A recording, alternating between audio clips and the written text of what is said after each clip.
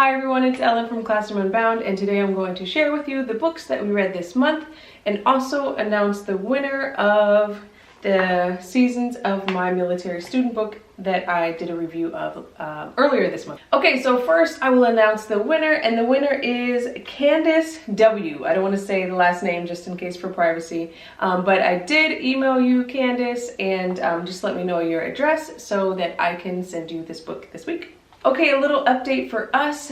This month, of course, again, we're going on, I think, a little bit over 2 months of being in quarantine. Germany is opening up a little bit, so we are able to venture out a little bit more than we have before. Like today we went strawberry picking, but we're still keeping distance from people and just practicing social distancing, but trying to get out, venturing out a little bit more. A big change for us this month is that my husband is deployed, so he'll be gone 4 to 6 months, so we are trying to work through those changes, especially now that I have to do everything by myself, but I think it'll be fine. It's just, you know, we're just adjusting still. Okay, on to the books that we read this month. The first one that we read as a read aloud was Morning Girl.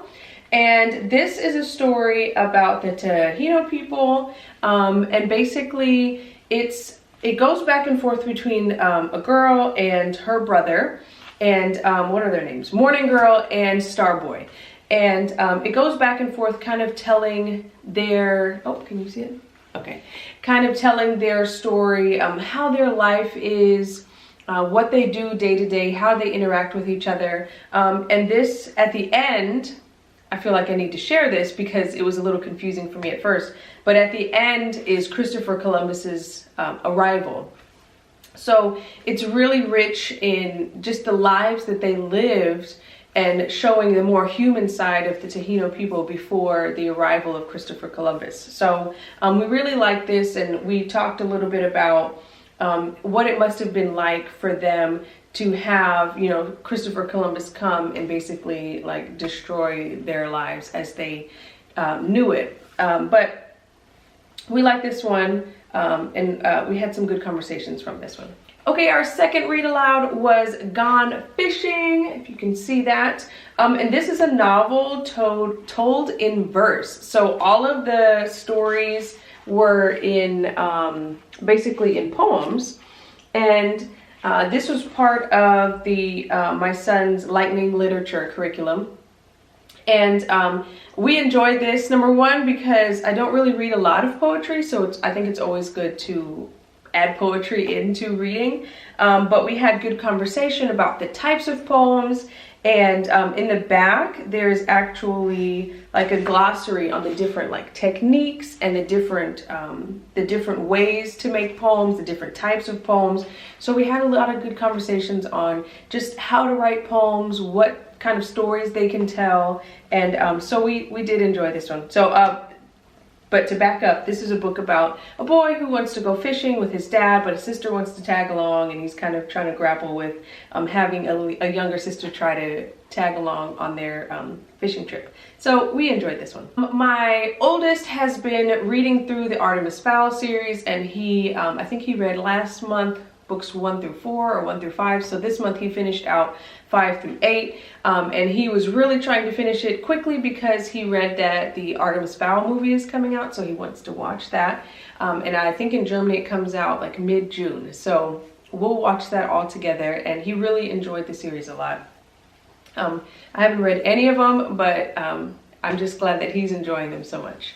Next, I think he'll start with the Fowl twins. So I guess it's like a kind of a continuation. I'm not even sure, but it has something to do with Artemis Fowl, and then he'll read that one. Okay, the first book that I read this month was The Mountains Sing. And this story took place in Vietnam during the Vietnam War and previous to that. I liked how the book flip-flopped between the grandmother and the granddaughter, and how their stories kind of wove together to just tell the history of Vietnam, the grandmother, and Vietnam War. And so the daughter lives with the grandmother because her father and mother are off trying to fight in the war. And the grandmother initially comes from a really wealthy family, but then of course with the war going on, then they had land reforms and their land all got taken away. So basically she becomes like a poor mother, and has to do like awful things like leaving her children so they can find a safer place, so she's not traveling with so many children, and then returning and getting them again. And it's just, you know, decisions that you never would think that you would have to make, you know, during wartime. These are decisions that you would have to make. So I really enjoyed it. I listened to this book on Hoopla, and I'm glad I did, because the author who read it also read, of course, the Vietnamese that was in the book. So it was nice hearing the Vietnamese being spoken and then, of course, translated right after. So enjoy this book. Definitely recommend it. If you enjoy books like The Nightingale or Salt by the Sea or All the Things We Cannot See, if you enjoy those type of historical fiction novels, you'll enjoy this one. Okay, the second book I read was Little Fires Everywhere, and I've heard a lot about this book, but I have never made the time to read it. And my mom watched the show on Hulu and suggested that I read it as well, and I read it because I wanted to watch the show, because I just like to read first before I watch. And so I read the book, finished it, and I'm on, I think, episode like 3 of the show. And I have to say I did enjoy the book, but I actually am enjoying the show better. I think that they did a lot better job explaining in the show. If you've read and watched, let me know what you think about that, because yeah, I think the show is a lot better on this one. That's not usually my case. I usually say that the books are always better, but not for this one. I think the show is better. If you are not familiar with the story, basically you have Elena in this picture perfect Shaker neighborhood in the 90s, and then you have Mia, this artist who's more not scheduled, you know, move around from place to place. And then their lives come together because Elena rents out an apartment to Mia, and Mia has one daughter who is 16, and then Elena has 4 children who are all like 14 to 18, in that range. And you know, so it's just interesting seeing this juxtaposition of like Elena in this, you know, perfect life versus Mia, and then just like this more free artist life, and then just how their lives are so different, and but there's still some commonalities in there. But I don't want to spend too much time on that story, because I feel like a lot of people have either read or watched it, but just let me know what you think, if the book is better or the show is better. The next book that I read was Essentialism. This book has been on my list for a while. I think last month I read Atomic Habits, and then I thought this was suggested on my Goodreads as a next book to read as well. And basically the book was about focusing on what is essential, and that's the main thing of the book. Focusing on what's most important in your life, and putting your focus there, basically. And in the same light, I also read The One Thing, and it was basically the same thing. Focus on the one thing, you know, whereas in your house, like, what is the one thing that you could do to keep your house clean? What is the one thing that you could do with your children to spend time with them, or create a good relationship? What is the one thing that you could do with your spouse that would connect you guys further? What is the one thing that you could do in terms of your job, your career, that will help move you forward? So I think that The One Thing, Essentialism, and Atomic Habits are good books to read, just as reminders on staying focused and being intentional with your time. And similarly to those books, I read The Minimalist Life, and that was a quick read. I think it was only like maybe an hour it took on the Kindle, or on the Hoopla ebooks. But basically just along those same tones of reducing things down in your life to focus on what is most important, what is most essential, and just freeing up space in your mind, in your home, to make sure that you are able to focus on those most important things in your life. And the last book that I read was The Bookwoman of Troublesome Creek, and this one was really interesting, and I listened to this one on Hoopla, and I was just looking for a book, and then the cover just looked interesting, so I read it. And it's about a girl who lives in, well, her name is Cussy Mary, and she lives in Kentucky, and in the mountains of Kentucky, and she actually has a genetic disorder where her skin is blue. And this is actually based on true people who lived in Kentucky. So I guess at the end there was an author's note, and she kind of explained like what was real and what was fictionalized in the book. I think it's the blood is not oxygenated properly, so it ends up becoming like a brownish type of color, but on the outside it looks more blue.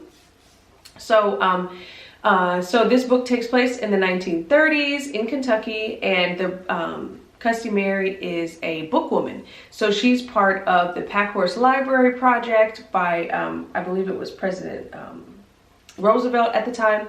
And he wanted to ensure that even the people in the mountains in the most remote areas are getting access to books. So she signs up, and she is one of those librarians who brings like a bookmobile, and it brings books around to all the remote areas in Kentucky. And when I think she has to work one day a week in town, and when she's there, she's treated as like a colored person. So of course she can't use the water fountains or bathrooms or anything like that. And then there's a doctor who was really interested in what her affliction was and tries to draw blood and taking skin samples and all of this stuff. And that actually also happened, and the author note in the back said that it was in the 1960s that happened, and the book took place in the 1930s, so that was like a big change that she made. But other than that, the Packhorse Librarian Project and the people having blue skin in Kentucky is actually true. So, so basically the book follows her life, and her mother died, and she lives with her father. The father, of course, wants to see her wed, and no one really wants to marry her because of her blue skin.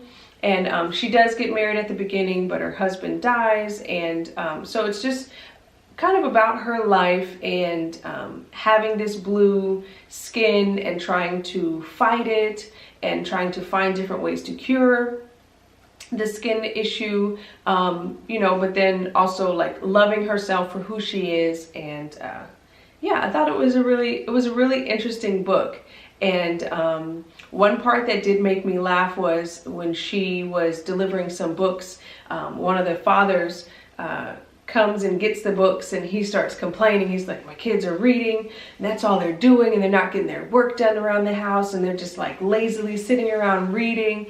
And it's interesting because even back in the 1930s, and you have the books, and then now with like iPads or technology, you know, parents are saying the same thing. They're not doing their work. They're not doing what they're supposed to do. They're just sitting over there on their iPads. So I just thought that was kind of funny. Okay, those are the books that we read for May. Did you read anything interesting? Let me know. Or if you've read any of these books, what were your thoughts on them? Thanks for watching. Have a great day.